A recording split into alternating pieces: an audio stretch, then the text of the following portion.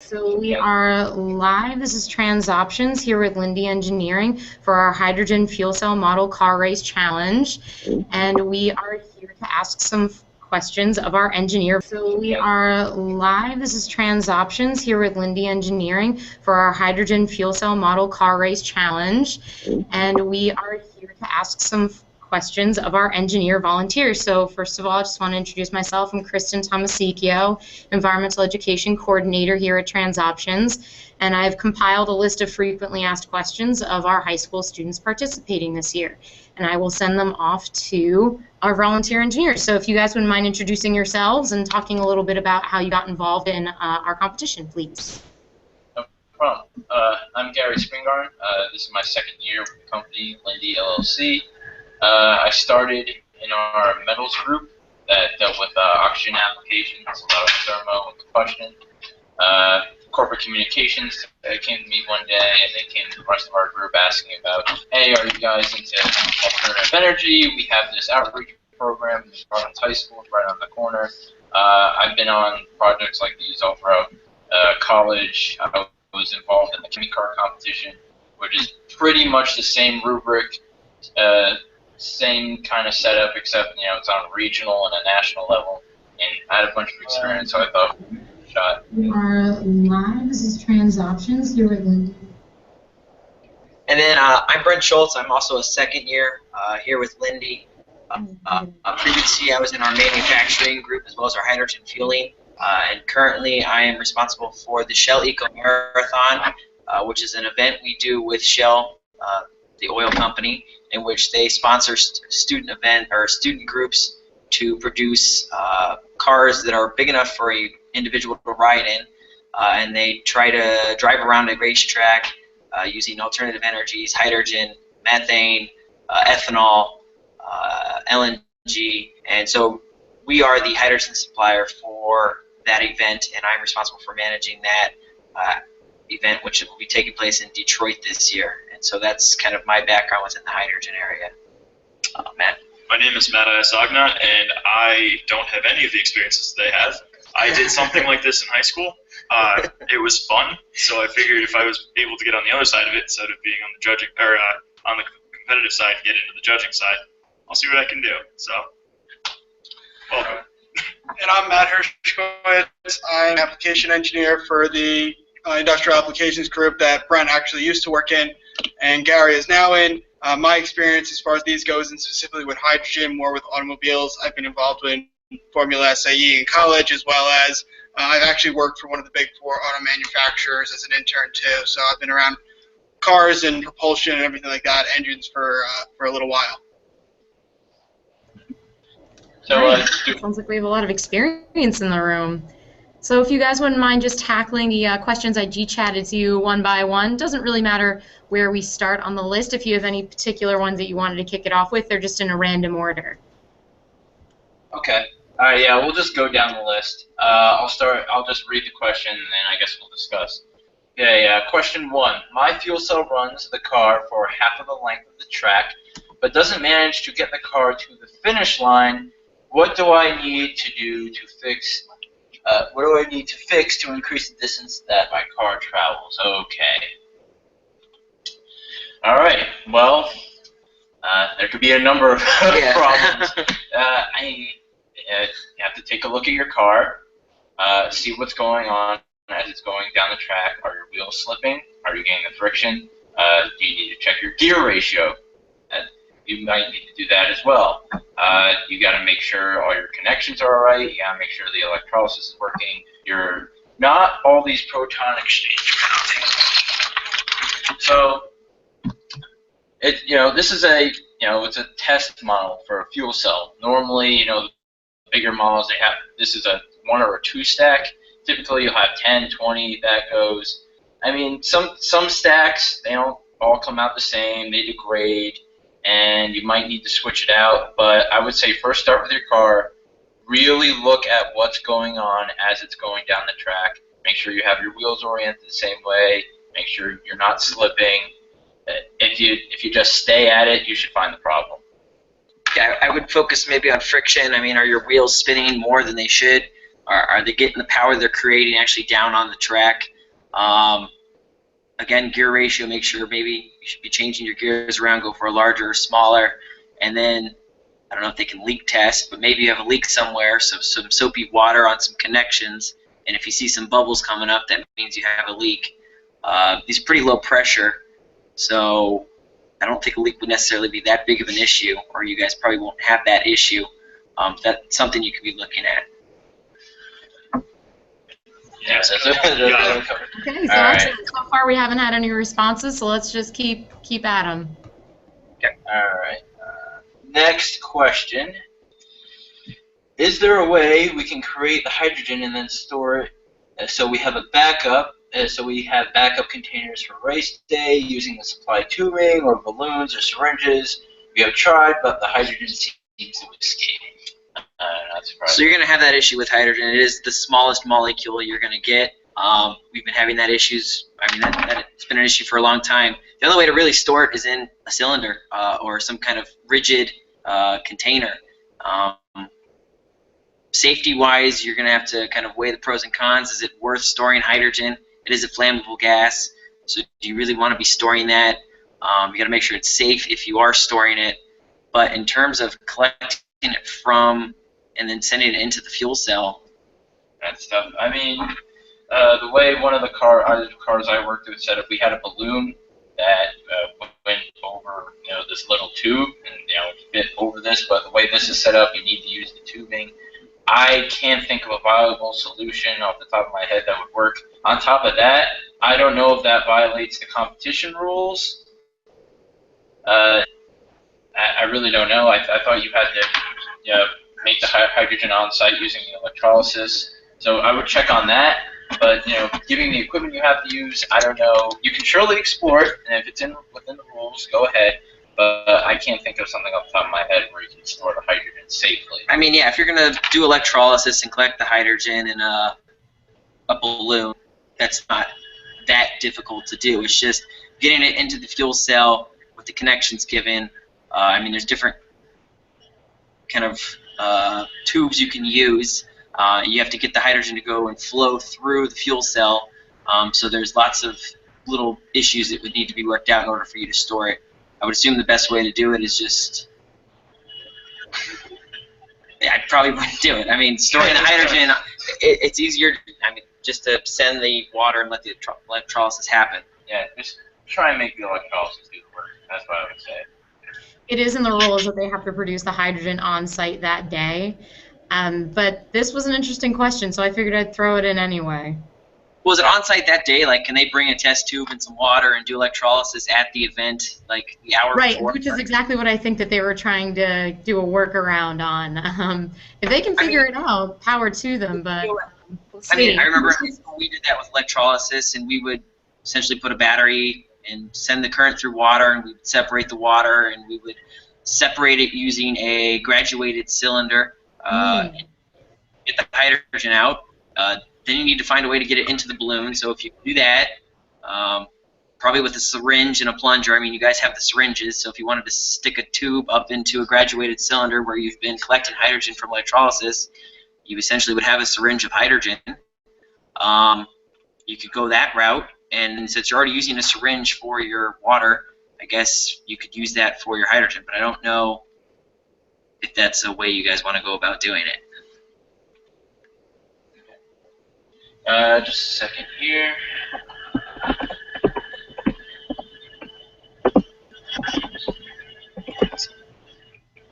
Alright, so Yeah. Alright, so the next question is there an Is there an advantage to having the motor in the back versus the front? And so, yes, because it's a rear-wheel drive vehicle, you want the weight down where the driving force will be coming from. And since they're, well, assuming you have a rear-wheel drive vehicle, you want the weight to be where the power is being put down. So you do want pretty much most of the weight, as much weight as you can, while still kind of keeping it balanced. You want to get as much weight as you can towards the back wheels. So that would be a reason to have your motor towards the back. Also, depending on the length that your torque is traveling, you'll have more losses than you would if it was traveling a shorter distance. So as far as efficiency on how much power is being created versus how much is getting to the actual road and propelling the car, the shorter distance you have and the less you have in between, the more efficient you'll be.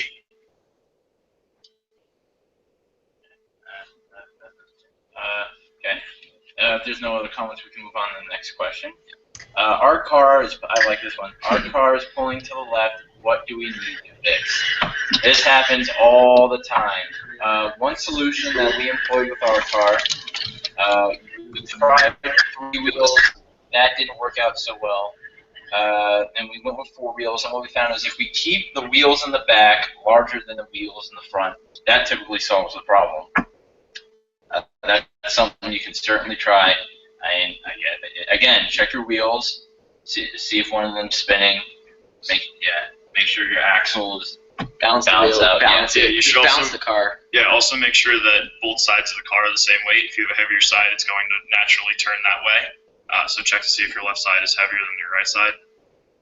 And see if there's any additional friction. So if your wheels are spinning around an axle and there's more friction on one side versus the other, then you'll pull to that one side.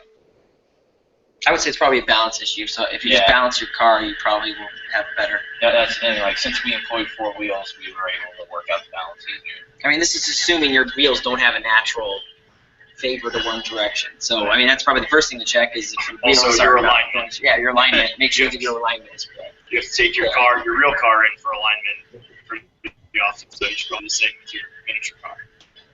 So what's the best way to ensure proper alignment when they're in the construction phases?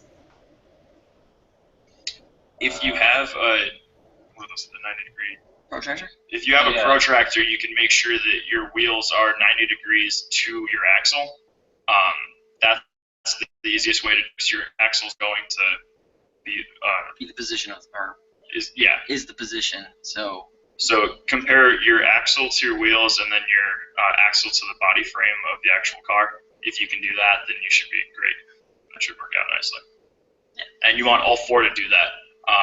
One wheel going straight and the other 3, or even 3 wheels going straight and one wheel going differently is going to affect your car. Now, speaking of 3 and 4 wheels, I've seen students do both 1 wheel in the front, 2 in the back, and then 2 in front, 2 in back. Is there an advantage to having 3 wheels versus 4? It really all comes down to how your car works, and then it comes down to what's the shape of the chassis you have. How's your motor oriented? Now, I'm inclined to say that there's trade-offs, but then it passes on to other factors. I mean, there's stability. If you have 4 wheels, you're more stable. If you have 3 wheels, you have less friction. You want to be stable, but you want to have the least amount of friction as possible. So you need to weigh those balances. I would say for this event, are they turning? They have a wire assist that keeps them straight. No, it's just straight. So it's just straight. away. I would assume 3 wheels would be better because stability isn't necessarily an issue because you're not turning around corners. So less friction, the better is what my recommendation would be. Now, you guys might find something completely different, but I would assume a 3-wheel configuration, less friction. You don't really need the stability. It's less weight. I see more advantages to 3 wheels for a straight kind of drag race. But on the other side of that, you have to make sure that your alignment is perfect. Otherwise, you're going to be pulling to one side, and the wire that's pulling you straight is going to create more friction if you save from the wheel. And that's the stability. You're giving up stability by going 3 wheels. So those are all things. There's less tolerance for error if you have 3 wheels. Oh, interesting. So let's move on ahead. All right. What is the best way to secure the motor to the chassis? We are using a plastic chassis. Epoxy? You can epoxy it? Epoxy, Gorilla Glue. An adhesive? Is that from there's also the kit we have an adhesive pad. This seems pretty secure. Yeah, it's a little adhesive pad. You have the little AC motor or DC motor, and it came with a little 3M clip. It looks like I don't even know what it looks like. It looks like a pipe holder, and it just slides right in the motor. And it's a little 3M adhesive, and you just peel that off and stick it to the jack. Epoxy, Gorilla Glue. I don't see this as a huge issue. Just make sure that the adhesive that you're using can be used on plastic. That's the one thing you need to check the label for. If it says a wood glue, it's probably not going to work. Hot glue might not work, but it might. And you want to make sure the engine is stable and not moving anywhere, because if you're driving around and you're getting vibrations and the motor's kind of wiggling a little bit, you're going to get some turning issues and some stability issues. You could also just strap it down if you are so inclined. Yeah. With zip ties or something? Yeah, ties. I mean, anything should work, really. Hands, or how exactly? I would imagine something with a little more friction, because this is creating a good amount of torque. I mean, it is a motor, so when it spins, it's naturally, if it's not held down, the motor itself will also want to spin because of Newton's laws. So I would assume rubber bands would be better than zip ties. I think if you put zip ties around it, there's not a lot of friction to plastic zip ties, and so I would imagine the motor might spin a little bit within the zip tie. And so you probably want something with a little more friction that will prevent that torque from actually twisting your motor. And so you're sending the power to where you want it as opposed to just spinning your motor around. Yeah. All right. I guess we'll move on. All right. Again, what design strategy is best for the short length type of, for the short race? And we're talking about, making sure you have your weight on the back, orienting your motor like so, making sure you're balancing stability and weight and friction. Watch your car when you test it. When I did my project, it was 80% testing, 90% test. So I would say worry less about the design and worry more about practice and refining. And just go on the internet and see what normal drag racers look like. I mean, you see the funny cars that are racing that do the wheelies. I would assume a small, kind of low profile, low to the ground. You want to be as low as possible without dragging the belly of the car. Just go on the internet and see what dragsters look like. I mean, some cars are faster than others, and they're going off of the same engines, and it's usually because of how they are designed. And so kind of go on the internet, find a dragster, and those are usually companies that put a lot of money into figuring out how cars can be more efficient. So let someone else do work for you and design your car by going on the internet, finding a fast dragster, and that's already been put through a wind tunnel. They've already done stuff to it. They've already done all the research. And so you can find a design that someone else has done, a funny car or some kind of car like that, and just kind of model it off of that. Those principles that they're using should be principles that you guys are using as well. I wouldn't drag race an H2 Hummer. I would drag race a Corvette. And so just kind of go off of those principles. Just go off the internet, find something that's fast, and the research has already been done for you guys. But at the same time, don't just use that design. Try and see if you can make little modifications to make it better for your specific race. Yeah. It's all based on your specific vehicle. That's why it's trial and error is the best option. Yeah, if you're going 3 wheels, you're not going to base your car off of a Corvette because a Corvette doesn't have 3 wheels. So you're going to have to design around that a little bit, and there should be some benefits you can get, and you'll have to play around. But kind of just get some ideas from what's already been done, what people have already figured out. That's an excellent suggestion because they're required to keep a progress journal. So that should be actually one of the entries you make. This is directed directly at the students. Do that research, look up a dragster that you find particularly interesting, and write down a list of pros and cons of things that you could apply or things that you would change as the engineer. Just my suggestion. All right, let's move on to the next question. Sure, I like this one. Are these fuel cells we're using like the ones being used in actual fuel cell cars? Yes and no. that's the best way. The principle is the same. You have hydrogen, you pull it apart, or it's protons and electrons, and electron flow gives you your energy. I mean, usually, yeah, I mean, what's in a car is usually just more of these and larger forms of these. I mean, these are what they're using. They might have some cooling systems on them to make them more efficient, and some water removal systems to help some of the chemical reaction, stoichiometry. But for the most part, you're sending hydrogen across these anodes and cathodes, and you're just separating the hydrogen electrons and protons and creating water. And so, yeah, these are what they're using, just on a larger scale. It also requires a catalyst. There's a lot of extensive. A lot of catalysts, yeah. A lot of catalysts. Popular ones have been platinum, but there have been more experimental ones, and that's a very, very big thing when you're scaling up. Platinum it works, but it degrades quick, and it's very, very expensive. Makes it less viable. So again, the principle is the same, but it's Just a bigger scale, and it's a lot more elegant. Yeah. Once you get to a car. Interesting. What materials usually go into building the industrial-sized hydrogen fuel cell stacks? I know that some typical catalysts are like nickel, cobalt catalysts. Those Rubidium and Palladium's palladium. I mean, they use all the chemical elements that you learn on the periodic table that you never talk about ever. Molybdenum, tungsten.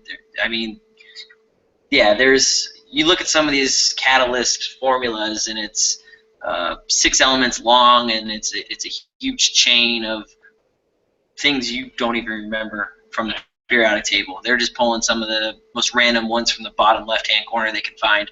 A lot of salts, a lot of transition metals. I mean, they kind of run the gamut. They're trying to find the cheapest catalyst they can, naming all these chemicals and all those elements. Those are all really expensive, and so they're actively trying to find ones that are using some of the cheaper elements, the aluminums and the nickels, and they're trying to find catalysts that are doing that, or that are using those. But right now they're kind of stuck with platinum, palladium, gold, silver. I mean, they're stuck using the precious metals right now. So in real world, are these very expensive then if they're using those precious metals? Yep. Definitely. If you guys are familiar with catalytic converters in your car, that's one of the most expensive things you can fix, and that's just because they're chock full of these precious metals, these precious catalysts. They have palladium in them, they have rubidium, they have all kinds of things in them, and so these catalysts are very expensive. They're precious metals, and they don't have an alternative yet. So yeah, these fuel cells in these cars, I mean, if you're comparing an A-B car, and A is gasoline and B is a hydrogen fuel cell car, you can assume about another $15,000 to $20,000 for the car just because it has some fuel cells in it. So. Shall we move on? How do we get hydrogen? Oh yes. How do we get hydrogen to fuel cars on the big scale? Or do you want to handle that one? So, I mean, there's 2 ways to do it. You guys are doing one of them, electrolysis, but that's a very energy intensive, not very industry friendly because it costs a lot of energy and you just get some hydrogen. And so we put more energy in than we get out. What we do is something called steam methane reform. And essentially you're taking methane gas, which is just a natural gas we get out of the ground. It's the main component of natural gas. And we separate it in a chemical process called steam methane reform. And using steam, boiling water, we're able to take out the hydrogens that is in methane. And methane is CH4. So we're taking away those 4 hydrogens, kind of throwing away the carbon, turns into CO2 and carbon monoxide. But we're able to collect that hydrogen. And that's a more energy-friendly process for an industrial gas company like Linde. And so that's how we get our hydrogen. And then depending on what the end use is, we will liquefy it through various compression steps and cooling steps to get it into liquid hydrogen form. And then we're able to transport it around the country and send it to the gas stations and the fueling stations that are using these. We usually store it as a liquid because it's easier to transport a gas as a liquid because we can send more of it on a truck. And so we prefer to do it that way. And then once we're at the gas station, we'll actually turn it into a vapor. So we'll take the liquid hydrogen, we'll vaporize it, we'll pump it first so that it's at a high pressure so that we can send it into the cars. And when we put it in the cars for refueling, it's usually at a couple thousand PSI in a steel or aluminum tank in the car so that they have enough hydrogen to go a certain distance across the road. And so that's how we make hydrogen and kind of distribute it around the country. What do you do with that CO2 that's produced as a result of getting that hydrogen? Is it captured and then dealt with in another way, or what happens? So, yeah, usually, I mean, Linde, we distribute and, I don't want to say manufacture, we collect CO2 and we harness it and we refine it. And so, yeah, we collect the CO2, we clean it to make sure that it doesn't have methane in it, it doesn't have oxygen in it, to make sure that it's pure CO2, and then we sell that to the Coke and Pepsi's need CO2. So Linde takes any opportunity we can to collect the CO2, since that's a product for us. And so whenever we're making CO2, we are usually purifying it, liquefying it, cleaning it, and selling it. It's a free product to us. We're making it just by making hydrogen, so we might as well clean it and store it and sell it. So yeah, we collect the CO2 that we produce. So interesting. Okay, my last question revolving around this is, how big are the average size tanks if you were making this for a vehicle like a sedan or an SUV in today's market? So in the car, same size as your gas tank. I mean, the cylinders that we put on a vehicle, usually it's like a pack of like 2 of them tied together with a valve. Anywhere between 4 to 6 liters, up to 10 liter. I got probably 4 to 10 liters is what the volume, that's a water volume, that the cylinders would be in a car for a hydrogen vehicle. So that's about 6 gallons. Yeah, but that's high pressure. So you're putting that in at thousands of psi. Is how much hydrogen we're putting into these tanks. So these are super high pressure tanks that are about 6 to 10 liters of water is the volume. So they're not that big. They're about the size of your car gas tank. Interesting. Okay, so let's head on to the next question. Sure. Another big picture one. Are there downsides to using hydrogen fuel cells for transportation? Well, we kind of discussed one of them, getting the fuel, getting the juice. Still young industry, but we're looking for other solutions besides electrolysis. Again, their electrolysis is getting better with their solar-powered electrolysis. Now that we're achieving higher efficiency, that's starting to become viable. We still have natural gas steaming. We're working on getting the juice, but then comes the infrastructure. The infrastructure also needs to be in place, so that's all the fueling stations. There's a gas station every 10 miles, but the same is going to have to be for nitrogen. Hydrogen. How are we going to achieve that? But downsides are there really any downsides like power? There's a large social stigma against it ever since the Hindenburg exploded.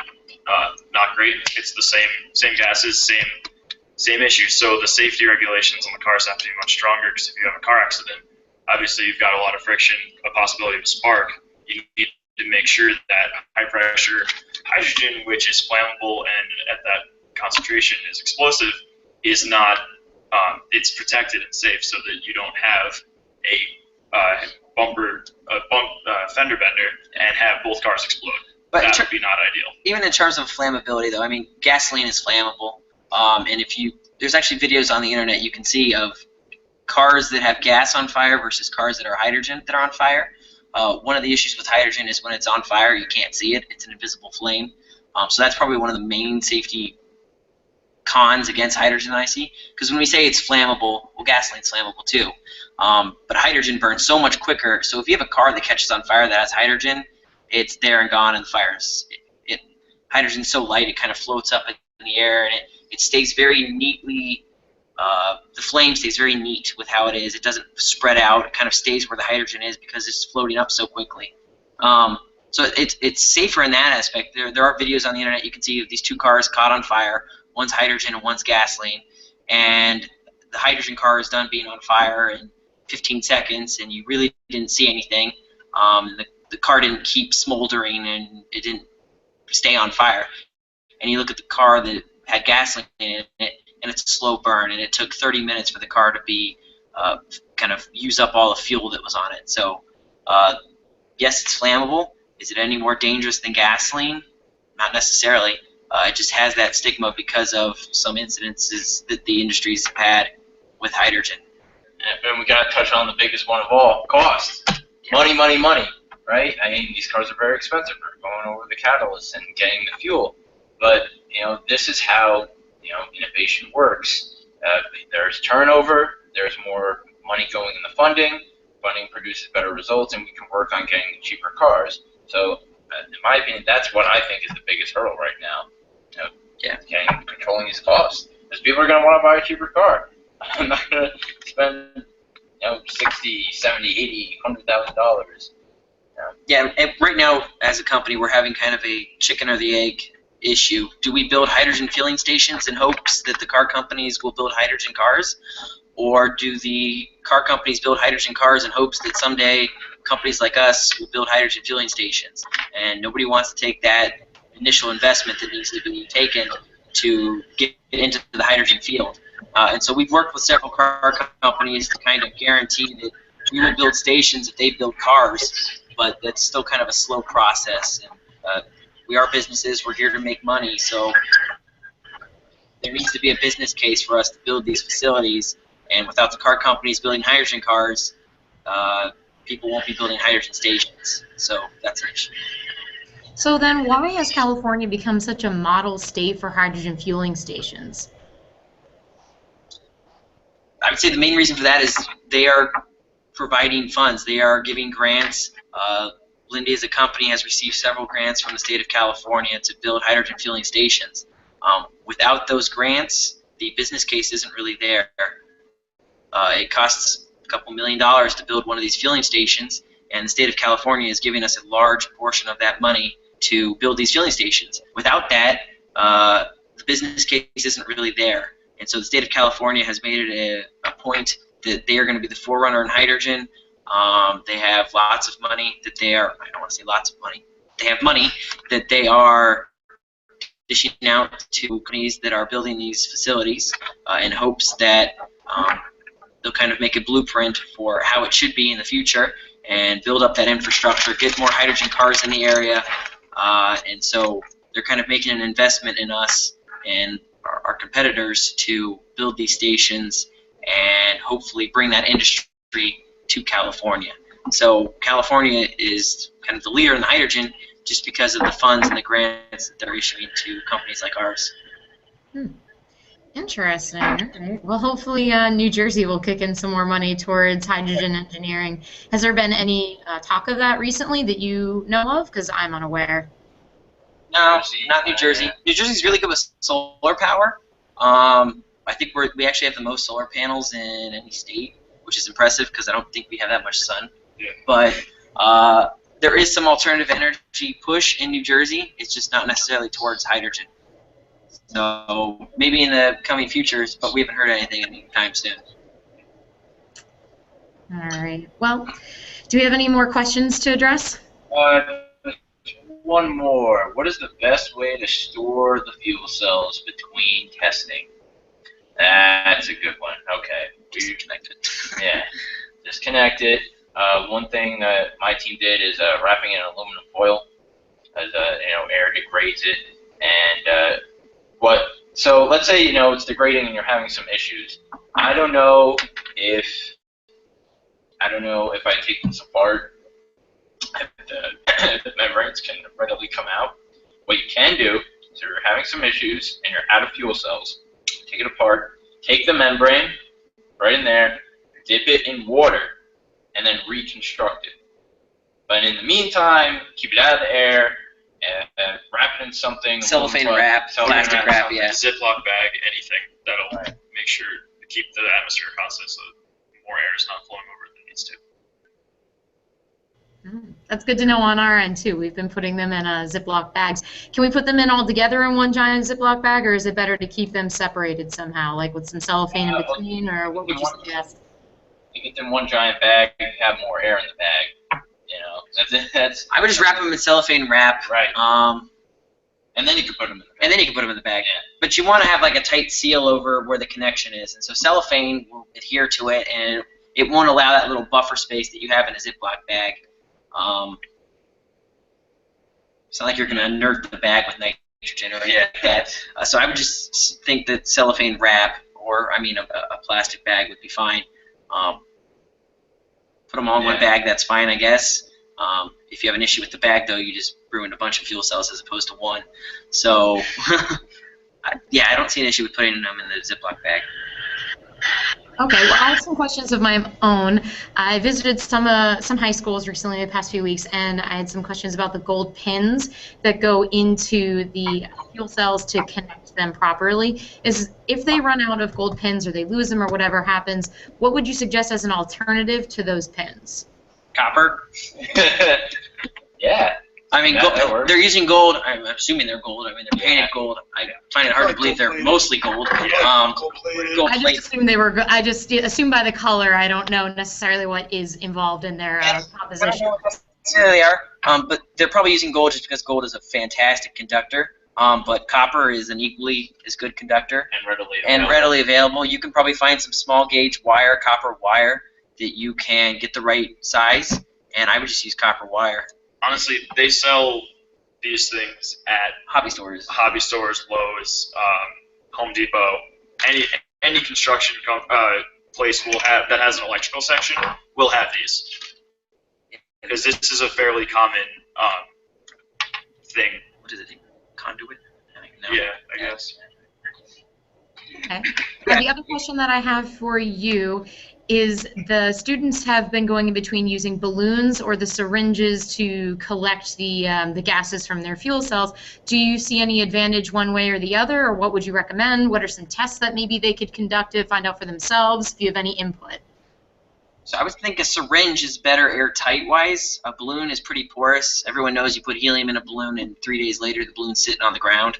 And helium is 2 times as large as hydrogen. So I would recommend a syringe. It's a thicker gauge of plastic. You're probably not going to have as much leakage. It's designed to prevent leakage. It's designed to prevent leakage. So, I mean, a balloon would work. It doesn't stretch. As long as you're not holding it for days on an end, it wouldn't be terrible. But if you're really conscious about your hydrogen loss, the more rigid the plastic, the better. And then also, what are some really good materials for construction that they can find just around the house that don't really cost a whole lot? What are some of the best recycled materials that you would encourage them to try to incorporate in their designs? Look at plastics from any beverage or food container. They're usually pretty rigid, and obviously, since you've already used them for food, they don't cost anything. That's the easiest way to do it. Aluminum, that goes for aluminum as well. Yeah. Malleable. I mean, yeah, siding, don't rip off siding from your house, but if you had a spare piece of siding, I mean, thin gauge aluminum, recycled plastic bottles. PVC piping, if you've got extra around your house, that's really rigid. Yeah, you can also find that in the hardware store, definitely. If any of you still have your Connects from when you were a kid, make things real That's easy. good, yeah. Next. Legos, those kind of building block toys, you can use those. We've definitely had students use the gears from the Legos kits and the K'NEX kits before. And that brings me to my gear question for you. What would you recommend for the students to do to test out their gear ratios? Test them out. I really wish I could tell you something elegant, but there really isn't. And depending on the chassis and how your fuel cell's working, and 3 versus 4 wheels, big wheels to small wheels, you just gotta. It's brute force will get you the results quicker. I'm trying to think how they could gauge it then. Yeah, It's a force meter or use a given amount What I've of. been doing is just putting them on the ground and seeing if they take off, and if they do, hooray, and if they don't, let's go back to the drawing board. So I wasn't sure if you had any insider tricks for ways to test that out. you need to make sure you have your design of experiment. I mean, what I would do in terms of friction maybe is remove all the motors and just, I guess, no, you can't. I was going to say run it without power down an incline and see how far it goes just off of gravity power. And doing different gears, you'll see amount of friction. So maybe a small gear, if you drop it down a given height down a ramp, it'll go 6 feet. But if you put a big gear in it and you drop it down that same ramp, maybe it only goes 4 feet. And so that'll tell you some of the friction that's involved with it. So assuming the same ramp length and height and kind of the same potential energy, maybe a certain gear will take you further than some other gear. that doesn't necessarily take into the motor power and how the motor affects the gears. Well, that'll give you a friction kind of idea of what you're doing. It'll give you half your answer. It'll give you half. I mean, you can also look at as far as gear ratios, the more gears that you have on, the more friction you're going to have and less efficient you're going to be. You'll have to, do kind of trial and error to figure out what the optimum gear ratio as well as how many gears you're going to have in order to get what's going to be successful for you. All right, excellent. So that was all the questions that were submitted. I don't see any questions as of right now. So I was just wondering if you could all give your parting advice to our students before the big race day. As we know, it's fast approaching, December 17th. I think we have a judge coming from Lindy to be there. So if you could just give us a couple of words of advice for our participants, that'd be excellent. Make the car as light as possible, least amount of friction as possible, and I'm trying to think what else. Really came down to was testing and practice. You can spend all day long like, oh, we need a whole new design. We're going to need to reduce the weight. When it comes to crunch time, you're going to be, you're inclined to make a drastic change. It's much more fruitful to refine through good design of experiment and testing. Most importantly, break the opponent's car. Sabotage. Just kidding. Don't do that. That's a bad idea.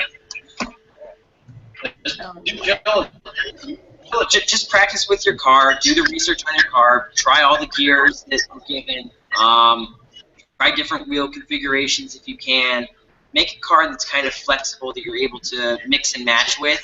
It's still stable, and figure out kind of what config you want, and you want to do that as easily as possible. So, yeah, just kind of play with some configurations. Maybe make a car that doesn't necessarily have the huge structure and all the elaborate bells and whistles, and it's just a chassis and a frame, and figure out what wheel configuration works best for you, what gear ratio works best for you, and then once you figure that out, then kind of work on all the aesthetics of the car. So don't focus too much on the aesthetics right now. Figure out what's for you in terms of the mechanics, and then once you have that, then focus on the frame, not the frame, the body. So that would be my advice. And when you're in your design phase, just remember, no idea is a bad idea. Just make sure you're taking notes so you don't do the same test 3 or 4 times, and you're getting the same result. You know it. You got the right result. Do things over again. Take notes. Make sure you're doing things different, getting different results, and just track the results. See if there's a trend that you can pick up on. Yeah. Excellent. And they should be taking notes the whole time. As they said, it's part of their progress journal, and you guys as the judges will end up having to judge their progress journal. So given that, do you have any recommendations for the best way to take good notes aside from hard copy? Are there any like electronic apps that you've found very useful, or any suggestions? Yeah, I would just use Excel for everything. So if you have numbers, Excel is the way to do it. Absolutely. Excel, and yeah, I would say Excel is probably the best, because even if you're going to write, you can plot things. If you need to plot your time trials or something like that, you can see the trends in front of you. So if you do a bunch of races and you're doing a bunch of practice and you're trying to see how far you go on a given amount of hydrogen, you can plot that and see kind of what's working for you. And it's easier than just reading your notes and saying, okay, we went this far this time and that far that time. But if you have a plot in front of you and you're able to see, it just makes it so much easier. Just throw it on one platform. Just make a big Excel file with a bunch of sheets. Maybe you have writing on one sheet and time trials on another sheet, and I would just keep it to one kind of app or one software package to make it all easy. Yeah, because they don't need mathematics. Yeah. So that would be my recommendation. In terms of apps, taking notes, I just take notes on a piece of paper. So that's all I have. So I don't really have any of the app knowledge for note taking. Yeah, I rely on the good old pen and paper myself. So that is all the questions that we have so far. That's all my questions. I don't know if you all have questions for us here at Transoptions or open-ended questions that you want to present in this video towards the students. If you do, now's the time, and if not, we can wrap it up. I think we're ready to wrap up. You okay? Yeah. We're okay. We're good. Okay, well, I just want to extend my gratitude to you, Lindy Engineers, for taking your time out of your day to make this video with us for our student participants. And we look forward to seeing you December 17th for our big race day, if you can hopefully make it. And if not, we'll be taking plenty of video for you to see what the students incorporated from this video from your advice. So once again, thank you very much from everyone here at Transoptions. I hope you have a great Thanksgiving. You too. You too. Thank you very much. Thank you. Bye-bye. Bye-bye.